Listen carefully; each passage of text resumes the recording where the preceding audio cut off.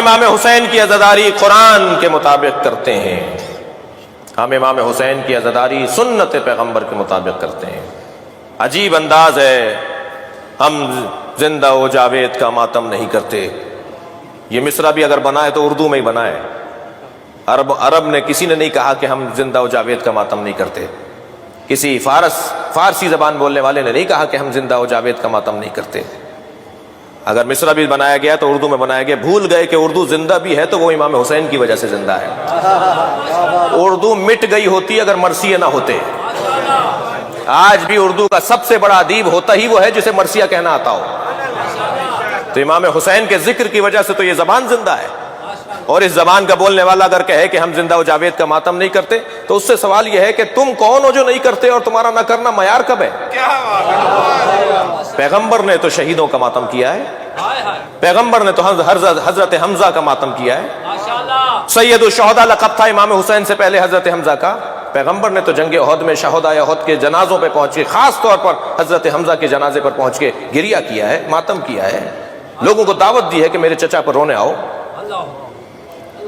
حدیث کہتی ہے الاستیعاب الاصابہ، یہ اہل سنت کی صحابہ کرام پر لکھی گئی کتابیں ہیں جن میں صحابہ کرام کے احوال لکھے گئے ہیں۔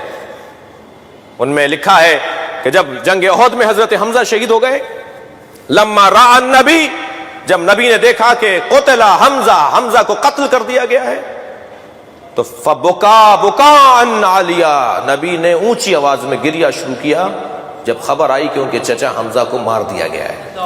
اہل سنت کی کتاب کا حوالہ دے رہا ہوں۔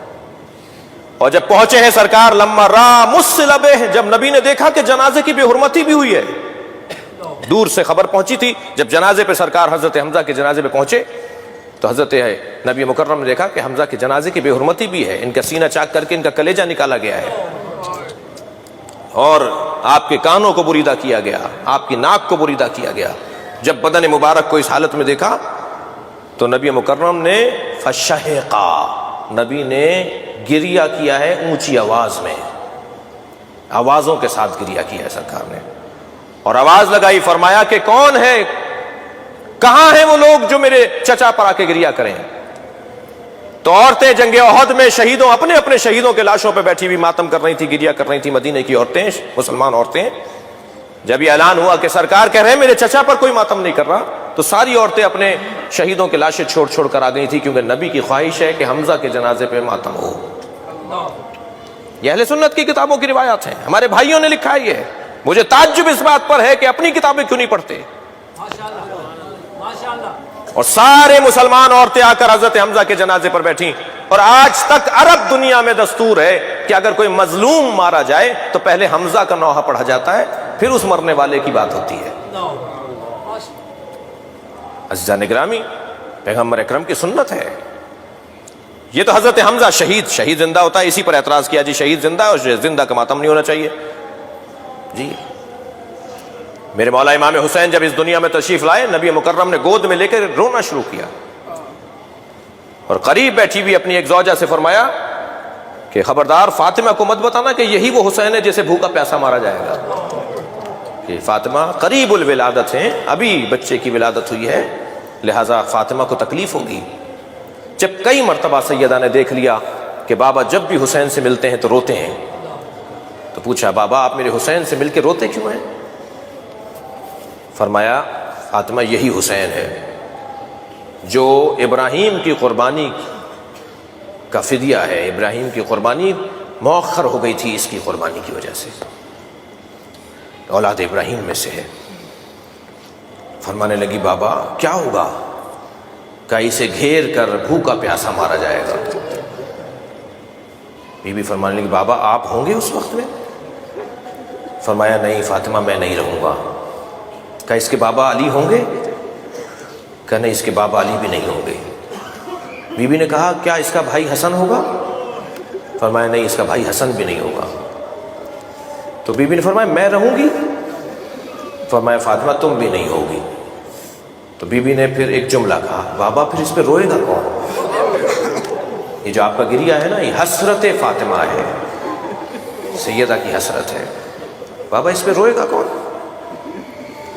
فرمایا ایک قوم اس پہ روئے گی، اس کے جوان اس کے جوانوں پر روئیں گے، اس کے بوڑھے اس کے بوڑھوں پہ روئیں گے۔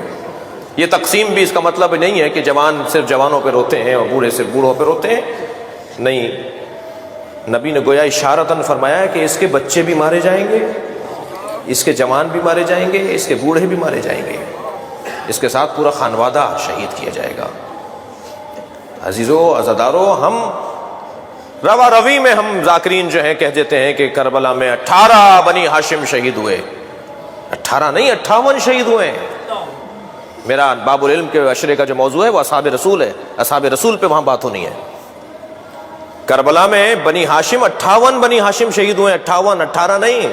حضرت عقیل کی اولاد، حضرت مسلم کی اولاد، حضرت جعفر کی اولاد، حضرت جعفر کے پوتے، حضرت عبداللہ کے بچے، محمد حنفیہ ان کی اولادیں، محمد حنفیہ خود نہیں تھے ان کی اولاد، عبداللہ ابن جعفر نہیں تھے ان کی اولادیں، امیر المومنین کے فرزند 28 تو صرف امیر المومنین کے پوتے اور بیٹے ہیں، 58 بنی ہاشم ہیں جو کربلا میں شہید ہوئے ہیں۔ سارا گھر کٹ گیا،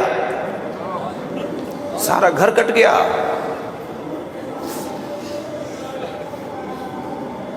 کیا ہوا ہے کربلا میں؟ یہ جو گریہ ہے، جو ماتم ہے، جو عزاداری ہے، اس کے پیچھے اللہ کا ارادہ ہے۔ ہم کچھ نہیں کر رہے، ہم سے کروایا جا رہا ہے۔ ہمیں فخر اس بات پر ہے کہ ہم سے وہ کروایا جا رہا ہے کہ جو سیدہ کی تمنا ہے، جو اہل بیت کی خواہش ہے، جو نبی کی آرزو ہے۔ مجھے دلیل دینے دیجئے، ہمارے ہاں کوئی کام بھی بغیر قرآن اور سنت اور حدیث کے سے ہٹ کر نہیں ہے۔ کبھی کبھی یہ جملہ، یہ لہجہ ہمیں سننے کو ملتا ہے کہ میرا نظریہ یہ ہے۔ بھئی تم کون ہو؟ اس جملے کی اصلاح کریں۔ ہمارا کوئی نظریہ نہیں ہوتا، ہم ہے ہی نہیں کچھ، ہماری کوئی حیثیت ہی نہیں ہے، ہمارا کیا نظریہ ہوگا؟ ہمارا نظریہ ہے تو قرآن کا نظریہ ہے، ہمارا نظریہ ہو تو حدیث کے مطابق ہو، اپنا نظریہ ہمارا کوئی نہیں ہے۔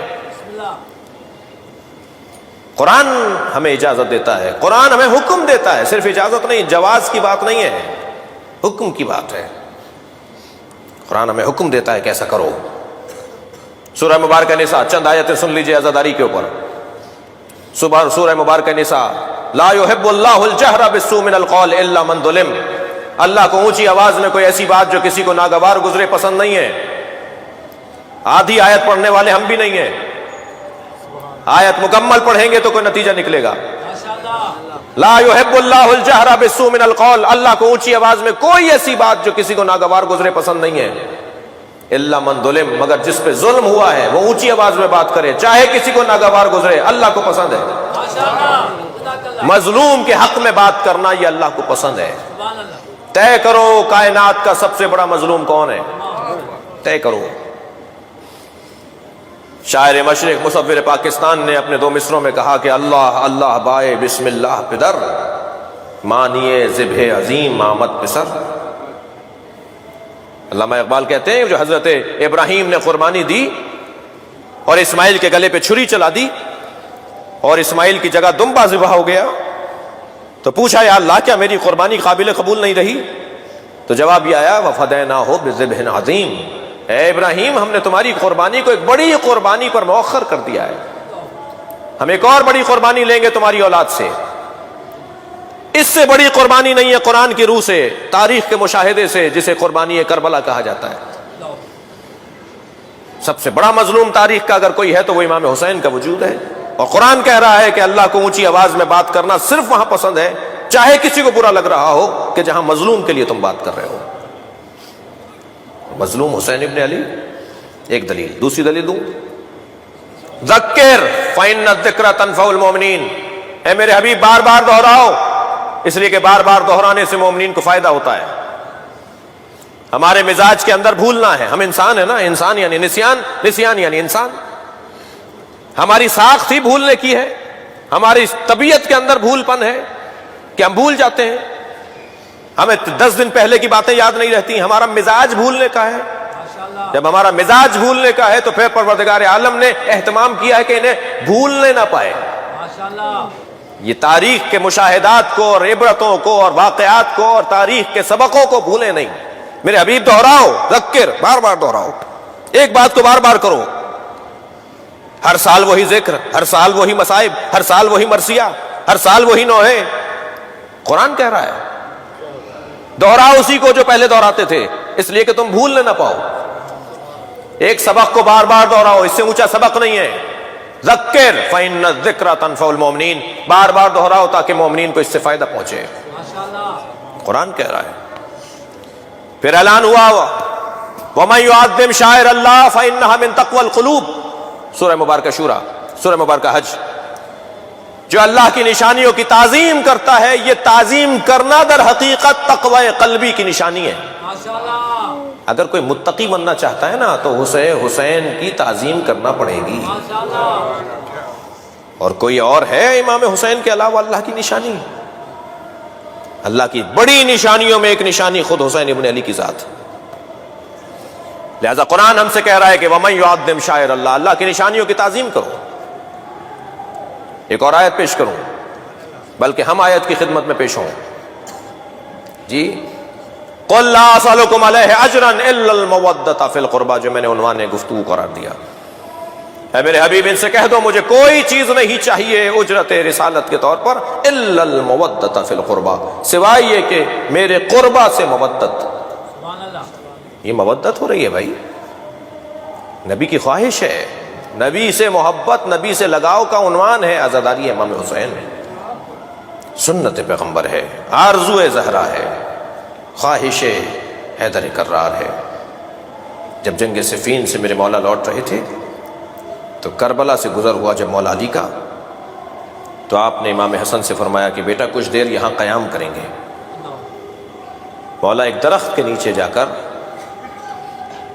محو استراحت تھے کہ ساسا ابن سوہان نے آواز دے کر کہا کہ علی کے سر کے نیچے تکیہ نہیں ہے، تو جا کر انہوں نے اپنا زانو مولا کے سر کے نیچے دے دیا کہ علی کا سر میرے زانو پہ تکیہ کرے۔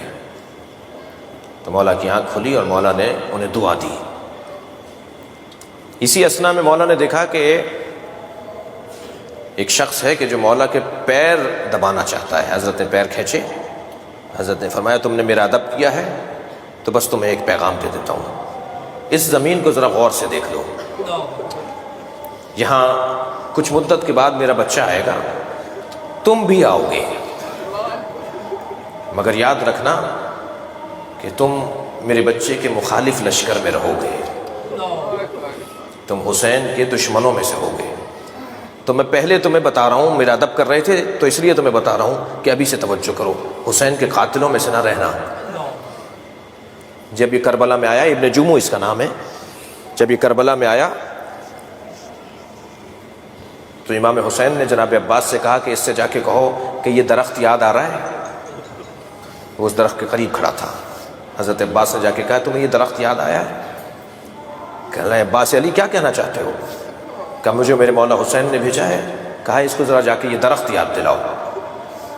غور سے دیکھتا رہا، کہنے لگا مجھے یاد آ گیا۔ کہا کیا یاد آیا ہے؟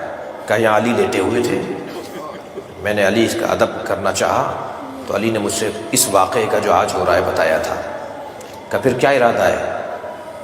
عزیزو، حسین کو دو چیزیں قتل کرواتی ہیں، ایک حب دنیا، ایک بغض علی۔ کوفے والے حب دنیا کی بیماری میں مبتلا تھے، پیسہ چاہیے تھا، پیسہ، دولت چاہیے تھے، انعام چاہیے تھا۔ اور شام والے بغض علی کی بیماری میں مبتلا تھے۔ کوفے والے مار رہے تھے دنیا کی خاطر، اور شام والے مار رہے تھے بغض علی میں۔